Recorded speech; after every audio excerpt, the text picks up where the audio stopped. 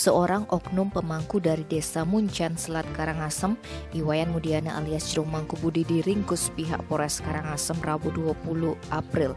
Ia diamankan di pinggir Jalan Raya Muncan, Selat lantaran kedapatan membawa sabu.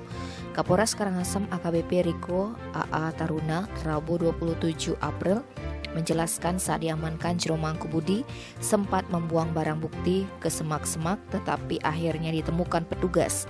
Hasil pengembangan pihak kepolisian diketahui barang haram tersebut dibeli dari tangan Iwayan Mulyana alias Tromak. Berdasarkan keterangan tersebut, tersangka Tromak diamankan unit reserse narkoba Polres Karangasem di kediamannya di Kecamatan Selat. Tromak mengaku membeli sabu dari seseorang di LP Kerobokan seharga Rp5.600.000.